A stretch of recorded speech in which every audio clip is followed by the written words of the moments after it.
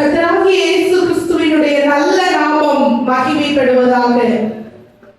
இந்த ஞாயிற்றுக்கிழமையில கூட தேவனுடைய சமூகத்திலே கர்த்தர் நம்ம எல்லாரையும் ஒன்று சேர கூட்டி சேர்த்து சந்தோஷத்தோடு நிறுத்தின கிருபைக்காய் கர்த்தரை நன்றியுள்ள இதயத்தோடு துதிக்கிறேன், ஸ்தோத்திரிக்கிறேன். 2 நாளாகமும் 15வது அதிகாரம் அதனுடைய 7வது வசனம் வாசிங்க. நீங்களோ உங்கள் கைகளை நெகிழ விடாமல் திடன் கொள்ளுங்கள், உங்கள் கிரியைகளுக்கு பலன் உண்டு என்றான். நீங்களோ உங்கள் கைகளை நெகிழ விடாமல் திடன் கொள்ளுங்கள், உங்கள் கிரியைகளுக்கு பலன் உண்டு.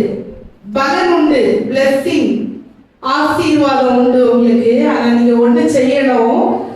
பைபிள், இங்கிலீஷ் பைபிள்ல சொல்லி இருக்கு, திடன் கொள்ளுங்கள் அப்படின்னா be strong. நம்ம ஏசப்பாக்க பிள்ளைங்க எப்படி இருக்கணுமா? ஸ்ட்ராங்கா இருக்கணுமா? ஒரு நல்ல ஃபவுண்டேஷன் இருந்தா அந்த வீடு ஸ்ட்ராங்கா இருக்கும். ஒரு நல்ல வேர் இருந்ததுன்னா மழையோ வெயிலோ காற்றோ எது அடிச்சாலும் மரம் ஈஸியா கீழே விழுந்துராதான்.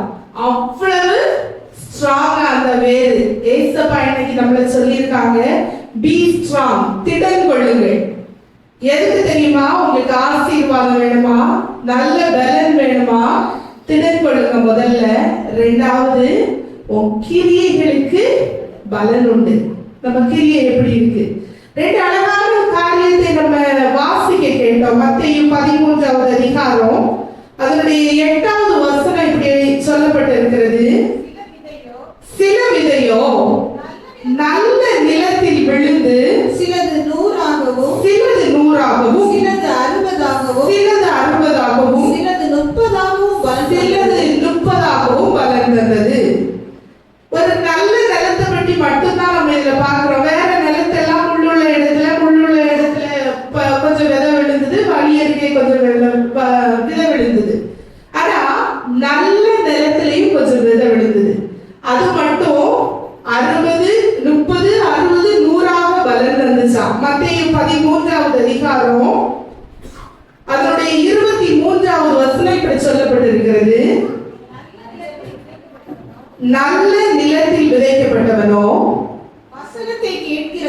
வசனத்தை கேட்கிறவனும் உணர்கிறவனுமாய் இருந்து 100ஆகவும் 60ஆகவும் 30ஆகவும் பலன் தருவான் என்றார். இதுல 3 பலன் இருக்கு. 30, 60, 100. இந்த 3 கேட்டகரியுமே ஒரே நல்ல நிலத்துல விதைக்கப்பட்டவங்க.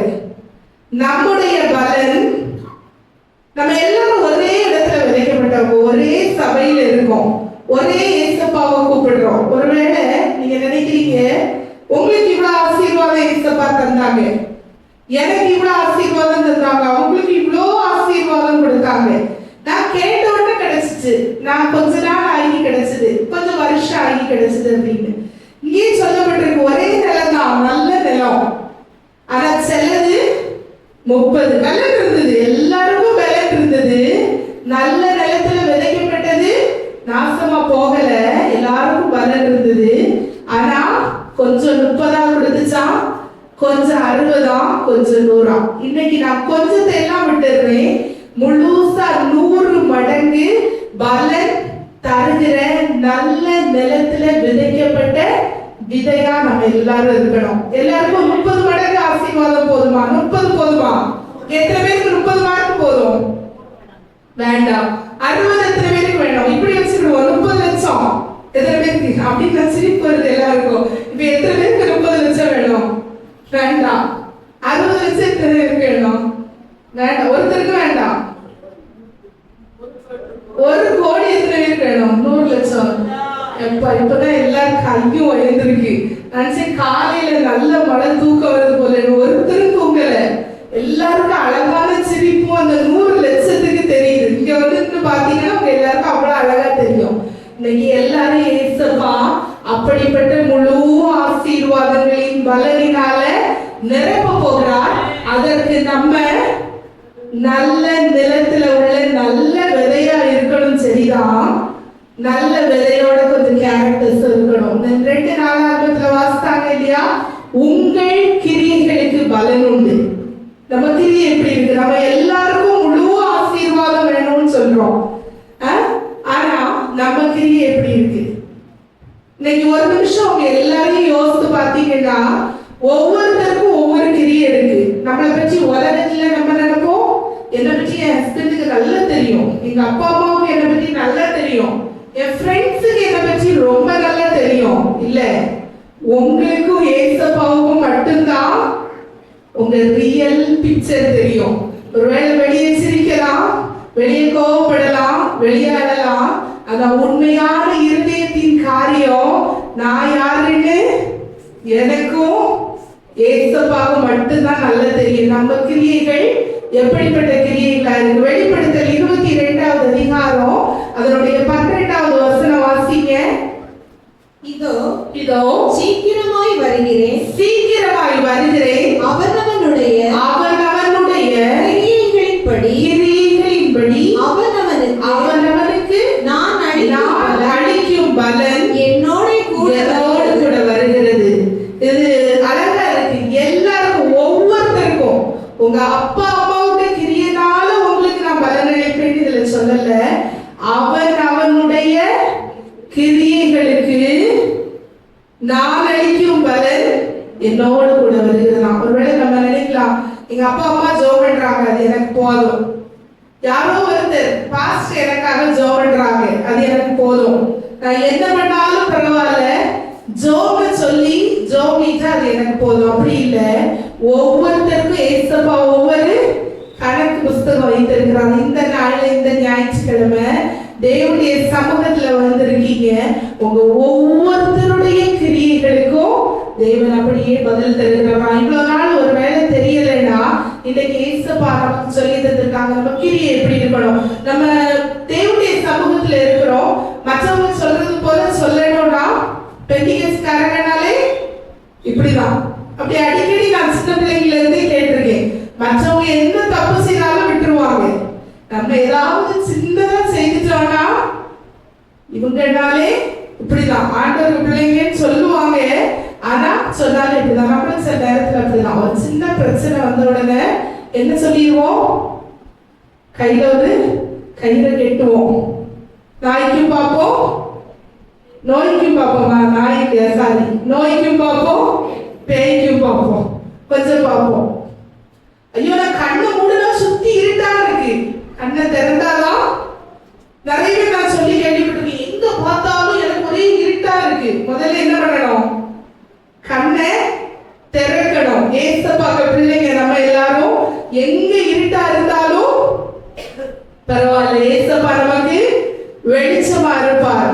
கலகம், ஒரு பிரச்சனை, போராட்டம், பொய் நாவு, குற்றச்சாட்டு குணம், ஒருவேளை இன்னைக்கு இந்த கிரியைகள் எல்லாம் நம்மகிட்ட இருந்ததுன்னா நம்முடைய 100 மடங்கு பலனை இதெல்லாம் தடுத்துரும். ஏசப்பாவுக்கும் நமக்கும் உள்ள நல்ல உறவுகளை ஈஸியா நம்மகிட்ட ஏசப்பாவை இந்த காரியங்கள் எல்லாம் பிரிச்சுட்டு போயிடும். அநேக காரியங்களுடைய நம்முடைய வார்த்தையினால நம்ம சில காரியங்களை செய்திருவோம். நம்ம ஆசை ஒருத்தர் வாழ்றதும் அவன் வாய்னாலதான், தாழ்றதும் வாய்னாலதான் அப்படின்னு உலக மனுஷன் சொல்லுவான். நம்ம வேதமும் சொல்லுகிறது, நாவு பொல்லாததா, முழு ஆயுள் சக்கரத்தையும் கொளுத்தி விட்டு கெடுத்துருமா, ஆகாத சம்பாஷணை நல்லொழுக்கத்தை கெடுத்துருமா. இன்றைக்கு நம்ம கிரியைகள்ல ஏதாவது காரியம் இப்படி இருக்குன்னா இன்னைக்கு ஆண்டவர்கிட்ட அறிக்கை பண்ணணும். ஏசப்பா, நான் ஒரு வேளை இப்படி எல்லாம் இருந்திருந்தேன்னா என்ன மன்னிச்சுக்கங்க, எனக்கு 100 மடங்கு, யாரெல்லாம் கை தூக்குனீங்களோ எனக்கு 100 மடங்கு பலன் வேணும்னு ஏசப்பா நம்மை அழகாய் தெரிந்து கொண்டார். சின்னதுலயே அழகான பாட்டெல்லாம் எங்களுக்கு சின்னதுல சொல்லி கொடுப்பாங்க. சின்னம் சிறு வயதில் என்னை குறித்து விட்டார், தூரம் போயிரும் கண்டு கொண்டார். சத்தமா பாடுங்க போவோம்.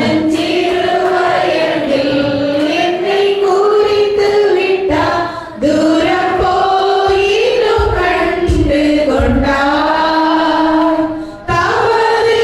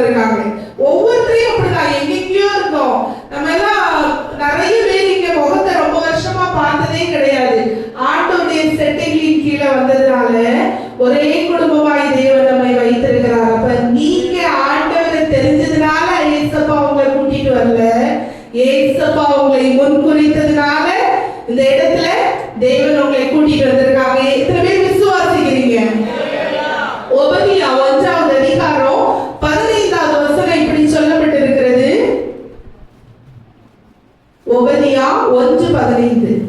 எல்லா ஜாதிகளுக்கும் விரோதமான நாளாகிய எல்லா ஜாதிகளுக்கும் விரோதமான நாளாகிய கர்த்தருடைய நாள் கர்த்தருடைய நாள் சமீபமாய் வந்திருக்கிறது.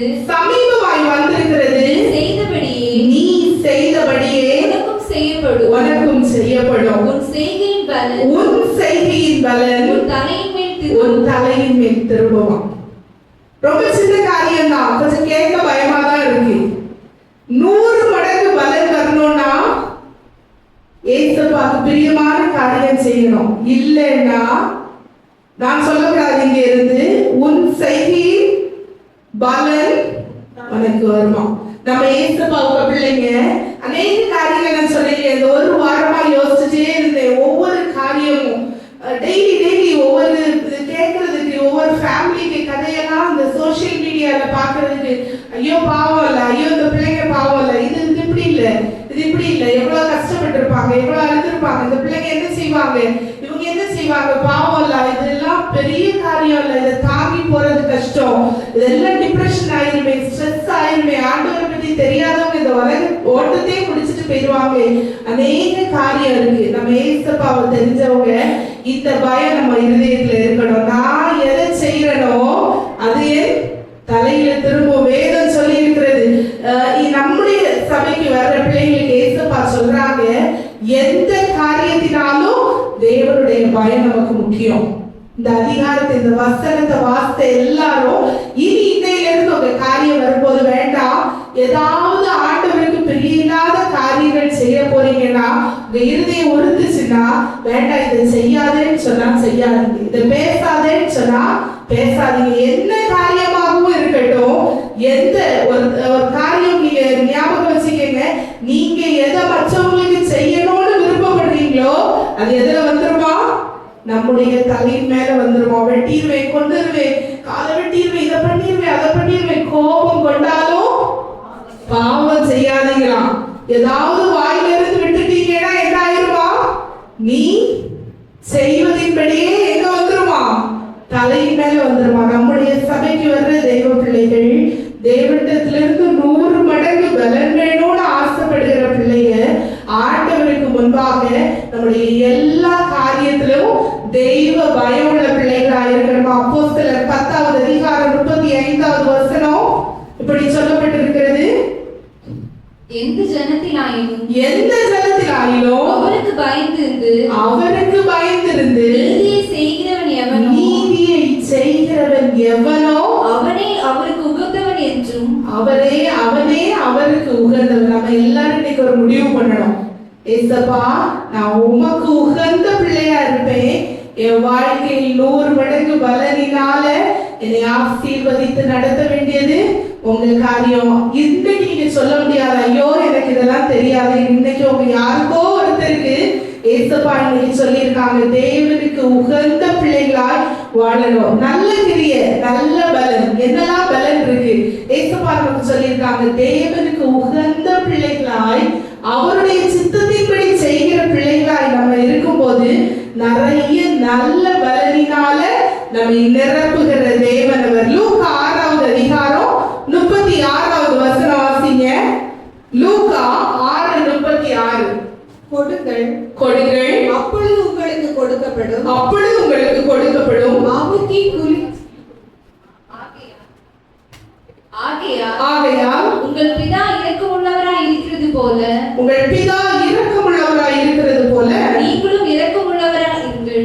நீங்களும் இரக்கமுள்ளவர்களாய் இருங்கள். நல்ல கிரியை வேணும்.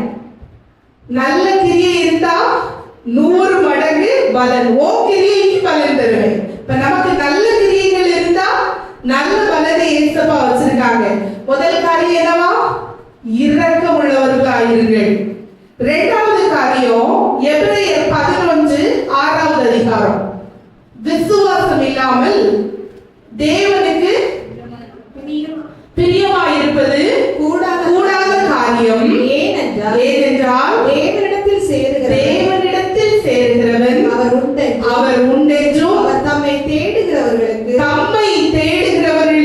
பலன் அளிக்கிறவர் என்றும் விசுவாசிக்க வேண்டும்.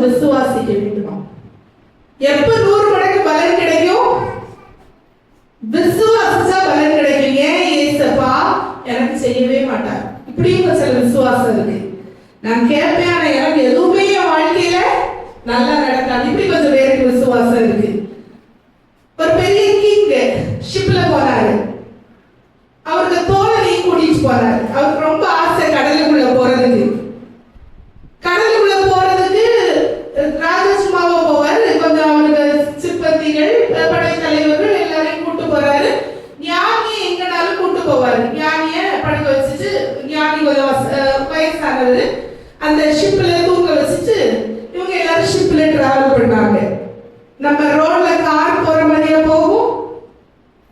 முதல் முறையா போகுது கடலுக்குள்ள ஷிப்பு. ராஜாவுக்கு ரொம்ப சந்தோஷம். தண்ணி 4 சைடும், எங்க சுத்தி பார்த்தாலும் தண்ணி, 360 டிகிரில எங்க பார்த்தாலும் தண்ணி. அழகான உட்டன் போட்டு சந்தோஷமா போயிட்டு இருக்கும் போது ராஜாவோட ஃப்ரெண்டு அலறான், துடிக்கிறான். ஐயோ எனக்கு பயமா இருக்கு, சால்ட் வாட்டர் உள்ள போனா செத்து போயிருவேன், மூக்குல தண்ணி ஏறிடும், மூச்சு முட்டிடும், அப்படி போயிருவேன் இப்படி போயிருவேன், அப்படி அழுறான். ராஜாவோட ஃப்ரெண்டு எல்லாரும் சைக்காலஜிக்கலா சப்போர்ட் கொடுப்பாங்க. தயவுசெய்து அல்லாத ஒன்றும் ஆகாது, இந்த மாதிரி நல்லா இருக்கும், நீங்க எல்லாம் செத்தா பரவாயில்ல, சும்மா இருந்த என்ன எதுக்கு உள்ள கூட்டிட்டு வந்துச்சீங்க, தயவுசெய்து என்ன கொண்டு போருக்கே விட்டுருங்க. ராஜா 15 நாள் பயணமா அழகா போயிட்டு வரலான்னு பாதி தூரம் தாண்டின பிறகு இப்படி கிடந்து கத்துறான். பிரதானிகள் சொன்னாங்க, கவலைப்படாதீங்க ராஜா, 2 மணிக்குள்ள சரியாயிடுவான், கொஞ்ச நேரம் அழுவோம் அப்படின்னு சொன்னான். இவன் கேட்கல. சாப்பாடு கொடுத்தா சாப்பிட மாட்டான், அழுதுகிட்டே இருப்பான், தூங்க சொன்னா தூங்க மாட்டான், எதுவுமே செய்ய மாட்டான். ராஜாவுக்கு கவலை வந்துச்சு, ஃப்ரெண்ட் இல்லையா, பேசாம போயிருவோமா, அந்த ஞானியை எழுப்பு. ஞானியை எழுப்பி கூட்டிட்டு வந்தாங்க. ஞானி சொன்னாரு, நான் என்ன செய்தாலும் ராஜாவே நீங்க வாயே திறக்க கூடாது, அப்படின்னா அவனுக்கு ட்ரீட்மெண்ட் என்கிட்ட இருக்கு, நான் அவனை சரி பண்ணிடுவேன், இல்லைன்னா இந்த 15 நாள் ட்ரிப்பு வேஸ்ட், திருப்பி நம்ம போயிட வேண்டியதான். ராஜா சொன்னார், வேண்டாம், ரொம்ப சமாதானமா இருக்கு, அழகா போயிட்டு வரணும், நீங்க என்ன செய்தாலும் செய்யுங்கன்னு சொல்லி ஞானிட்ட சொல்லிட்டார். ஞானி ஒரு 10 அந்த படையில உள்ள 10 பேரை கூட்டு வந்தாரு. கூட்டிட்டு வந்து இவர்கிட்ட கேட்டாரு, உனக்கு என்ன பிரச்சனை, அழுதா, எனக்கு கொண்டு விட்டுருங்க, எனக்கு பயமா இருக்கு, உள்ள விழுந்துருவேன், நீ விழலன்னு சொல்லி பார்த்தாரு, கேட்கல. 10 பேரை கூப்பிட்டு சொன்னாரு, கையில கட்டி தண்ணிக்குள்ள தூக்கி போட்டுருக்கேன்னு. ராஜாவுக்கு ஃப்ரெண்டு தான் அலர்னா, விடவே இல்லை. ஞானி சொன்னார், நான் சொன்னத ராஜா கேட்க சொல்லியிருக்காரு, தூக்கி உள்ள போடுன்னு சொன்னார். தூக்கி கடல்ல போட்டா ஷிப்பு போயிட்டே இருந்தது. தண்ணியில முங்கி முங்கி போனா, உள்ள போக போக மேல மேல வந்தான், கத்துனா, அழுதான், தண்ணியில இருந்து தூக்கி இருங்கன்னு கத்துனா. 10 நிமிடம் கழிச்சு ஞானி சொன்னாரு, இவங்க தண்ணியில இருந்து தூக்கி விடுங்கன்னு. விட்ட உடனே அமைதியா இருந்தான், அழவே இல்லை, அமைதியா இருந்தான். கையில கழட்டி விட்டுட்டு எல்லாரும் பெஞ்சாங்க. சாப்பாடு கொடுக்கப்பட்டது, கடகடன்னு சாப்பிட்டான். 10 நிமிஷத்துல தூங்கிச்சான். ராஜாட்ட வந்து ஞானி சொன்னாரு, உங்க ஃப்ரெண்டு நல்ல நித்திரையா இருக்காரு, கொஞ்ச நேரம் கழிச்சு எழுப்பி நீங்க அவரை போய் பாருங்கன்னு. ராஜா சொன்னாரு, என்னால முடிஞ்ச எல்லாத்தையும் பண்ணி பார்த்தேன், முடியவே இல்லை, நீ எப்படி அவனை தூங்க வச்சேன்னு கேட்டாரு. எப்படி தூங்க வச்சாரு ஞானி? பயம் எப்படி இருந்தது? தண்ணிக்குள்ள விழுந்துச்சா, செத்துருவேன் செத்துருவேன் செத்துருவேன். என்ன பண்ணாங்க? பிடிச்சு தண்ணிக்குள்ள போட்டாங்க, பிடிச்சு இழுத்து விட்டாங்க. அவனுக்கு தெரிஞ்சு போச்சு. என்ன தெரிஞ்சது? சும்மா இருந்தா, ஒழுங்கா இருந்தா உயிரோட போய் சேரலாம். ராஜா மேல நம்பிக்கை வச்சு, போட்டு மேல நம்பிக்கை வச்சு அமைதியா இருந்தா போய் சேரலாம். கத்திட்டே இருந்தா என்ன பண்ணிடுவாங்க? தூக்கி உள்ள போட்டுருவாங்க, உண்மையாவே செத்து போயிடும். புரியுதா நான் சொல்ல வர்றது? ஆண்டவர் மேல விசுவாசம் இருந்தா ஐயோ பேரும் அவ்வளவுதான், முடிஞ்சு போச்சு, எல்லாம் முடிஞ்சிச்சுன்னு சொல்ற ஆளா இருந்தீங்கன்னா இன்னைக்கு சொல்லுங்க, யார் மேலேயாவது ஒருத்தர் மேல நம்பிக்கை வைக்கணும்ல, ஏசப்பா மேல வைங்க. விசுவாசம் இல்லாமல் தேவனுக்கு பிரியமாய் இருப்பது கூடாத காரியம். அவரை விசுவாசிக்கிறவன் என்ன செய்யணுமா? இல்ல அது இல்ல இது இல்ல, ஐயோ அவ்வளவுதான், முடிஞ்சு போச்சு, இது நடக்கவே செய்யாதுன்னு பதபதைக்கிறத விட்டுச்சு விசுவாசிச்சீங்கன்னா அவர் தம்மை தேடுகிறவர்களுக்கு பலன் அளிக்கிறவர் என்று விசுவாசிக்க வேண்டுமா? பலன்கள் யாவையும் அவரே அளிப்பார், பரம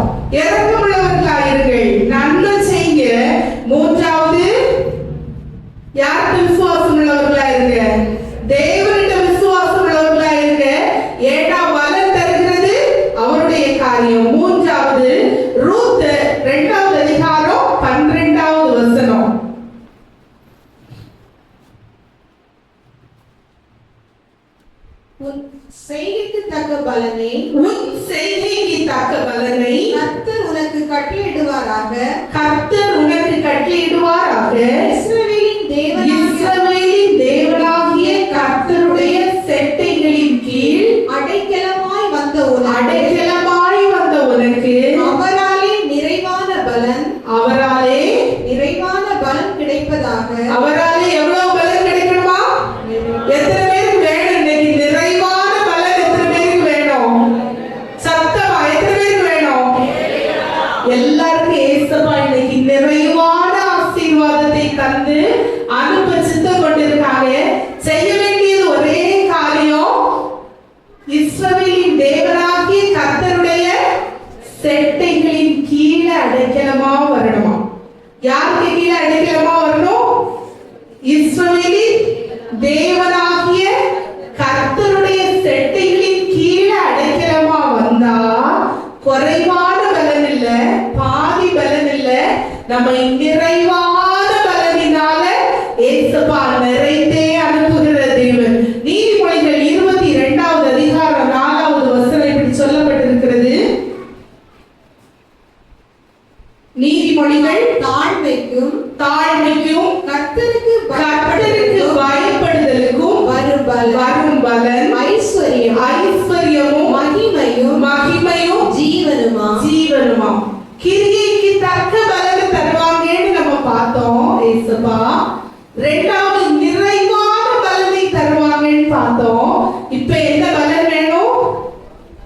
ஐஸ்வர்யம். எத்தனை பேருக்கு வேண்டாம்? ஐஸ்வர்யமே வேண்டாமா?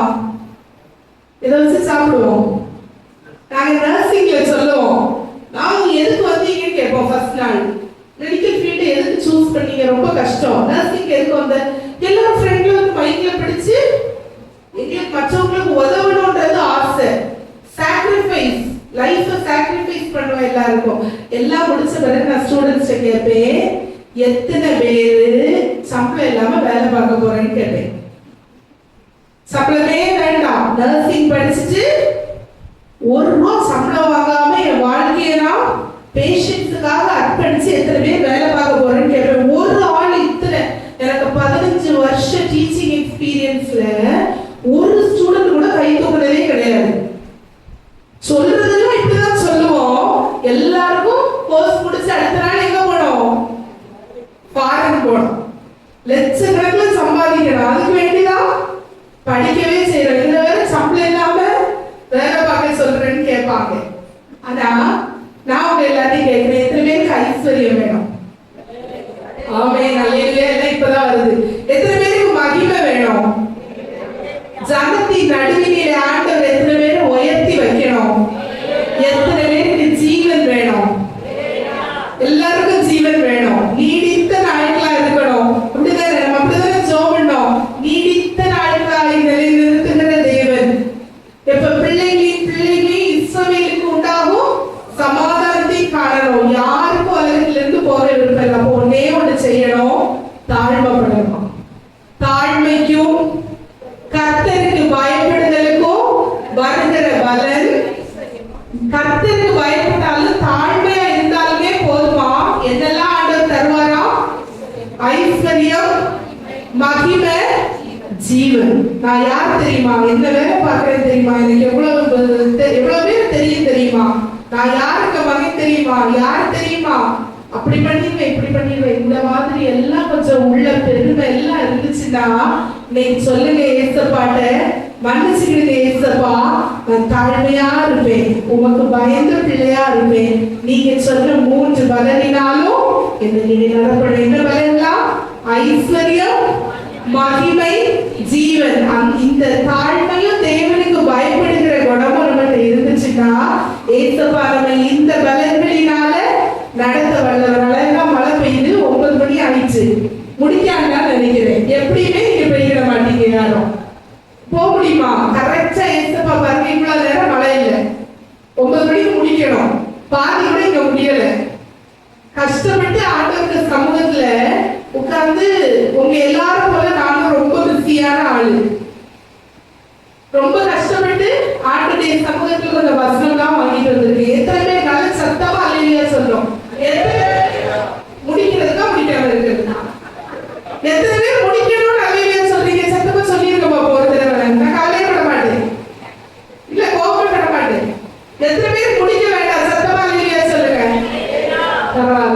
தம்பிமார் கூட கையை தூக்கிதான் சொல்லி சிரிச்சுட்டே தூக்குறான்.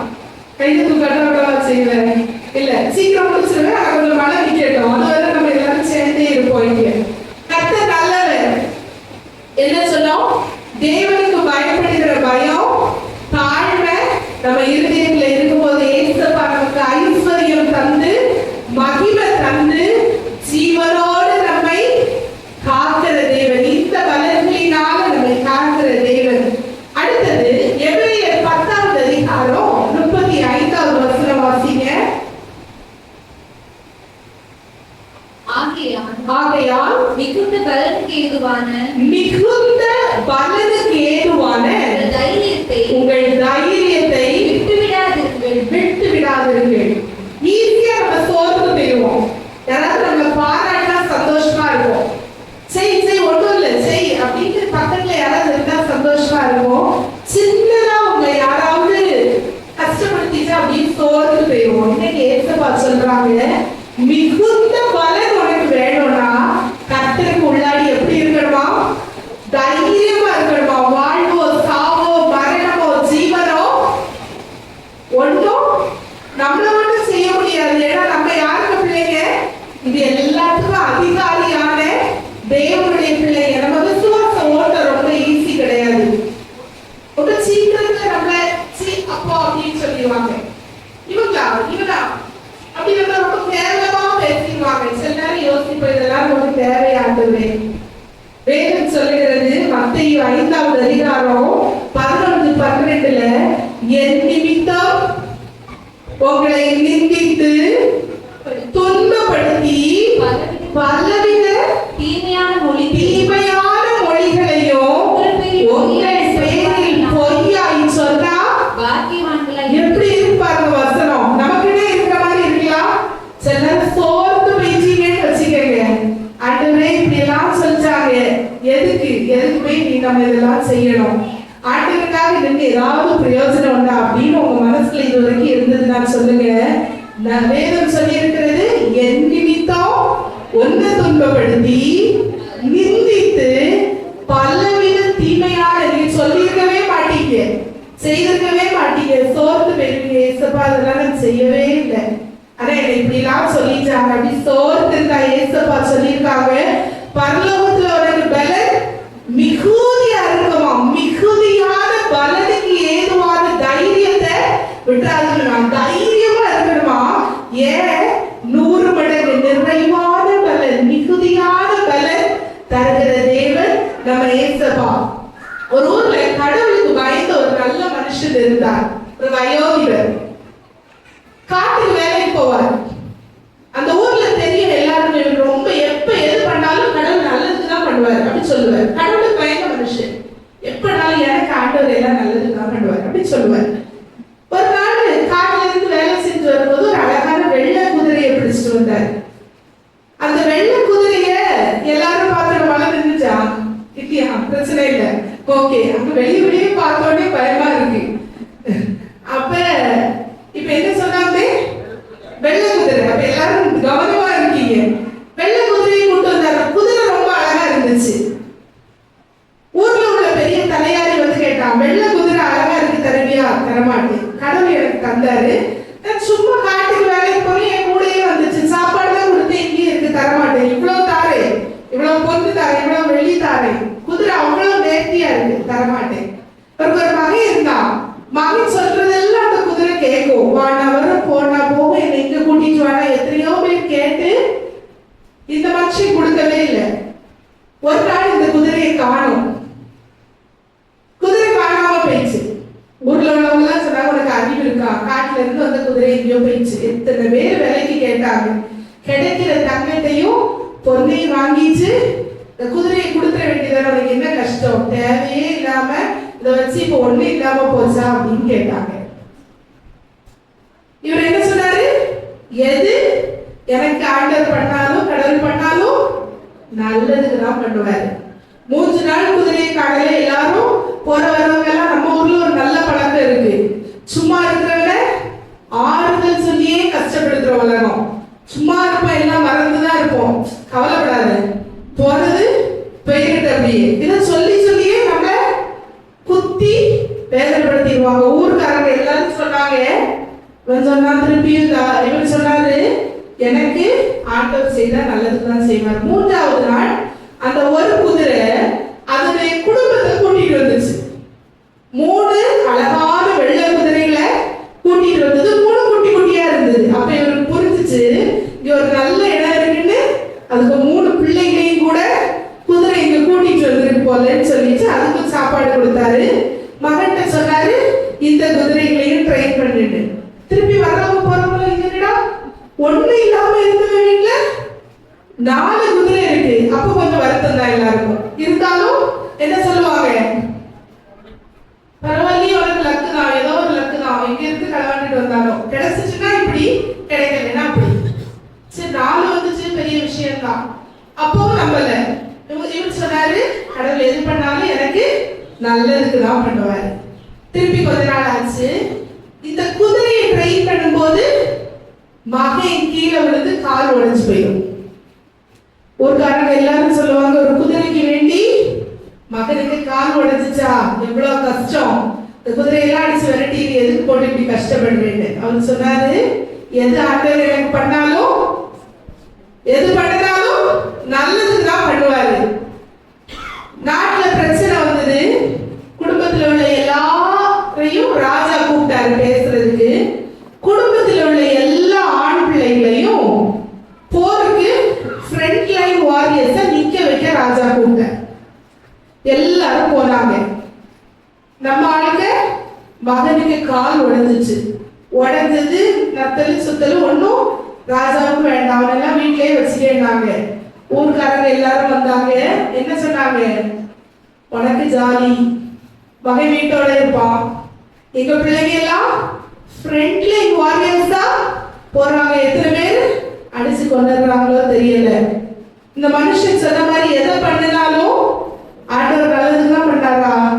கால் உடைஞ்சது நல்லதுக்கு, குதிரை காணாம போறது நல்லதுக்கு. வாழ்க்கையில ஏதாவது இழந்திருந்தீங்கன்னா, பணம் தானே போனா போட்டு, ஒருவேளை வீடு போச்சா போட்டு, வண்டி போச்சா போட்டு, ஏதோ காரியம் போனா போட்டு, உங்க எல்லாருக்கும் ஆண்டவர் ஜீவன் சுகம் தந்து உங்க பிள்ளைகளோடு உங்க குடும்பத்தோடு ஜீவனோடு சமாதானத்தோடு உங்களை உட்கார வச்சிருந்தா அதோட பெரிய பலனும் ஆசீர்வாதமும் ஒண்ணுமே இல்லை. எத்தனை பேர் விசுவாசிக்கிறீங்க? எத்தனை பேருக்கு தைரியம் இருக்கு, எங்க ஏசப்பா எதை செய்தாலும் நல்லதுக்கு தான் செய்வாரு? எத்தனை பேர் விசுவாசிக்கிறீங்க? ஒருவேளை உங்க ஆசீர்வாதங்கள் கொஞ்சம் பிந்தினதெல்லாம் உண்மையா இருக்கலாம். ஆனா ஏசப்பா எது செய்தாலும் நன்மைக்குதான், எல்லாத்தையும் சகலத்தையும் நன்மைக்காக செய்கிறவர் நம்முடைய தேவன். எத்தனை பேருக்கு விசுவாசம் இருக்கு? நன்மைக்கென்று சாட்சியாய் முடித்திடுவார். ஏசப்பாவுக்கு சித்தத்தின்படி அவருக்கு பயந்து அவருக்குள்ள தைரியப்பட்டு நன்மை செய்கிற பிள்ளைகளால், அவரை மாத்திரம் விசுவாசிக்கிற பிள்ளைகளா நம்ம இருக்கும் போது நன்மைக்கென்று சாட்சியாய் முடித்திடுவார். தேவ சித்தம்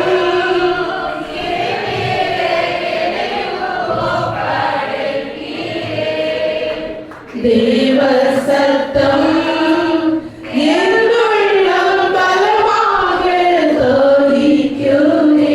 கடைசியா ஒரே ஒரு காரியம் சொல்லி முடிச்சிருவேன். ஏசாயா 61வது அதிகாரம் அதனுடைய 7வது வசனம். ஏசாயா 61:7. உங்கள் வெட்கத்துக்கு பதிலாக, உங்கள் வெட்கத்திற்கு பதிலாக ரெண்டத்தனையாய் பலன் வரும், ரெண்டத்தனையாய் பலன் வரும். தேவத்துல நிறைய பலன்களை ஏசப்பா நமக்கு தருவாங்க. நான் இவ்வளவு சொல்லிக்கிட்டே வந்தேன். நீங்க நல்ல நிலத்துல உள்ள நல்ல விதையா இருக்கணும்னா முதலாவது உங்கள் கிரியைகள் நல்ல கிரியைகளா இருக்கணும்னு சொன்னேன். நன்மை செய்ய படிங்கன்னு சொன்னேன், தாழ்மைப்படுங்கன்னு சொன்னேன், தேவனுக்கு பயந்துருங்கன்னு சொன்னேன். ஆண்டவருடைய செட்டைகளின் கீழே அடைக்கலமாய் வந்தா நிறைவான பலன் உண்டுன்னு சொன்னேன். தேவனை விசுவாசித்தால் மிகுந்த பலன் உண்டுன்னு சொன்னேன். ஏசப்பாக்குள்ள தைரியமா இருந்தா மிகுந்த நூறத்தனையா மிகுதியான பலனினால் நிறைப்பார் சொல்லி கடைசியா இந்த வசனம் சொல்லப்பட்டிருக்கிறது. உங்கள் வெட்கத்திற்கு பதிலாக ரெண்டத்தனையான பலனா. 100க்கு 100 இல்ல, 100க்கு 200. இந்த மார்க் நல்லா இருக்கலாம். 100க்கு எவ்வளவு எடுக்கணும்? 100 தான் எடுக்கணும். ஆனா 100க்கு எவ்வளவு ஏசப்பா கொடுக்கறாங்களா? 200 கொடுக்கறாங்களா? ஒரு தடவை நீங்க வெட்கப்பட்டதெல்லாம் உண்மைதான். எல்லாரும் முன்னாடி கூனி குறுகி போறதெல்லாம் உண்மைதான். ஒவ்வொருத்தருடைய லைஃப்லயும் இந்த மாதிரி ஒரு சூழ்நிலை இருக்கும். நம்ம எல்லாரும் மனுஷங்க தானே. ஏசப்பாவே விட்டு வைக்காத உலகம். ஏசப்பாவே தப்பா பேசுற ஒரு பெரிய கேங்கே இருக்கு. நம்ம எல்லாம் வெறும் மனுஷங்க. அவ்வளோ நல்லவரையும் பரிசுத்தரையும் பேசினாங்கன்னா நம்ம எல்லாரையும் பேசுறது ரொம்ப ஈஸி. ஒரு நாள் ஆண்டவருக்காக வெட்கப்பட்டிருந்தீங்கன்னா, ஏதாவது காரியத்துல வாழ்க்கையில சோர்ந்து போய் வெட்கப்பட்டிருந்தீங்கன்னா எப்படி ஏசப்பா தருவாராம்?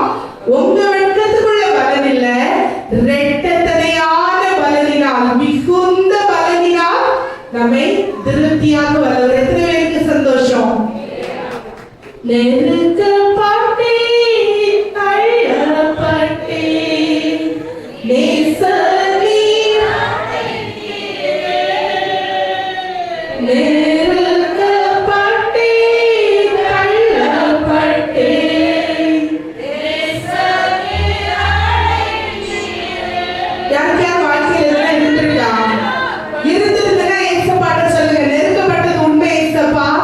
நான் தள்ளப்பட்ட நேரங்கள்ல கடந்து போறதெல்லாம் உண்மைதான். ஆனா அவருடைய கரத்துக்கு கீழே, ஏசப்பாவுக்கு செட்டைக்கு கீழே இருந்தா, அவர் நமக்கு அடைக்கலமா இருந்தா, என்ன நடந்தாலும் ஏசப்பா அழகா அணைத்துடுவார். எல்லாரும் சத்தமா பாடுவோமா?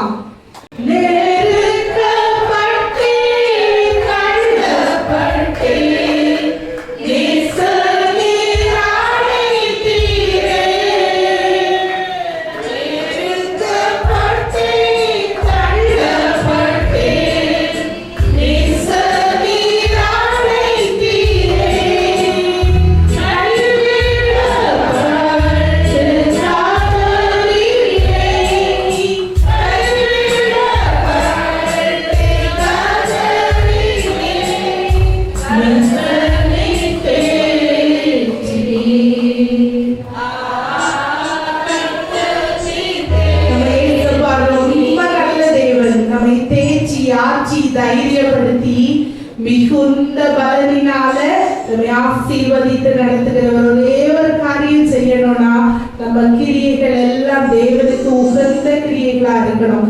இன்றைக்கு தேவனுடைய சமூகத்துல ஏசப்பா கிரிய மொத்தத்தையும் இவ்வளவு நாள் எப்படி இருந்தோம் தெரியாது ஆண்டவரே, ஆனா இன்றைக்கு என் கிரியைகள் எல்லாம் நீங்க எனக்கு இன்னைக்கு சொல்லி தந்தது போல உமக்குள்ள நான் தாழ்மைப்படுவேன், உமக்கு பயந்து நடப்பேன், உமக்காக ஏதாவது செய்வேன். ஏசப்பா உம்மிடத்துல விசுவாசம் உள்ளவங்களா இருப்பேன். மனுஷன் போய் நிக்கிறத விட அவர் செட்டைகளின் நிழலிலே அடைக்கலமாய் வந்த உனக்கு அவரால் நிறைவான பலன் வரும்னு சொன்னீங்களா? மிகுதியான பலனினால, நிறைவான பலனினால, 100 மடங்கு பலனினால நம்ம ஏசப்பா நடத்த சித்தமுள்ளவர். எத்தனை பேர் விசுவாசிக்கிறீங்க? சத்தமா